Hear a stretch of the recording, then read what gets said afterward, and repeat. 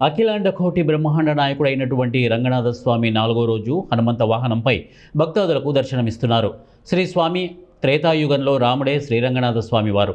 ఆ స్వామిని సేవించిన కొరకై శ్రీ హనుమంతుల వారు స్వామివారి ఎదురుగా భక్తాగ్రేషుడై నించొని ఉన్నాడు. సీతను అపహరించక వెళ్ళినటువంటి రావణాసురుడు సంహరించుటకు సహకరించినటువంటి గొప్ప సహాయకర్త శ్రీ హనుమంతుల వారు.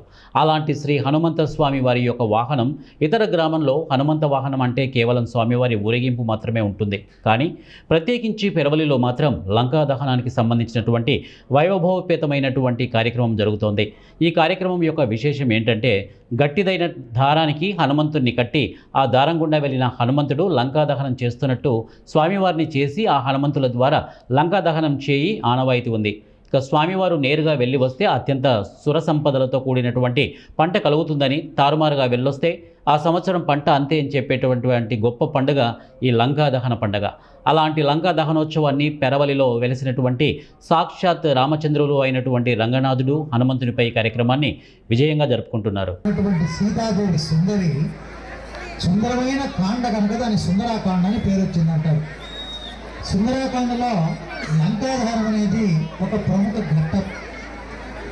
ఎందుకు లంకను దహనం చేశాడు అంటే, రామబంటుగా వచ్చినటువంటి హనుమంతుడు మొదటగా సీతాదేవి యొక్క ఆచూకి కనుక్కోవడం కోసమే ప్రయత్నం చేశాడు. లంక మొత్తం వెతికాడు, ఎక్కడ కూడా కనిపించలేదు. లంకలో ప్రతి ఒక్క భవనాన్ని పరిశీలించాడు, ఎక్కడ ఆమె జాడ కనిపించలేదు. సుందరమైనటువంటి మండోదరిని చూశాడు, సీతమ్మని భ్రమపడ్డాడు. కానీ ఇంత ప్రశాంతంగా నిద్రపోతుందా కాబట్టి సీతాదేవి కాదనుకున్నాడు.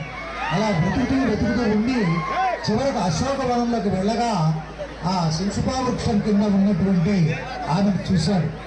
జడలు విరబోసుకొని కేవలం ప్రాణాల కోసం మాత్రమే బ్రతుకుతున్నట్టుగా ఉన్నావిడ. ముఖంలో మాత్రం కళ ఏమాత్రం తగ్గలేదు. అప్పుడు ఆ చెట్టు మీద కూర్చొని ఈమె సీతయ్య ఉండవచ్చు అనుకున్నాడు.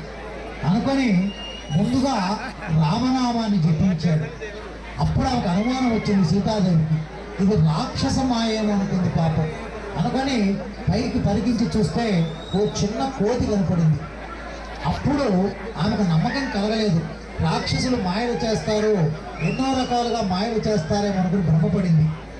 తిరిగి రాముడి యొక్క వృత్తాంతమంతా కూడా వివరించాడు. అప్పుడు ఆమెకు నమ్మకం కలిగింది. ఆమె ముందు కుప్పించి దూకి నమస్కారం చేశాడు. ఆమె నమ్మలే. అమ్మా, నేను రామబంటునమ్మా, నా పేరు హనుమంతుడు, నేను అంజనీపుత్రుడిని చెప్పాడు. నమ్మలే.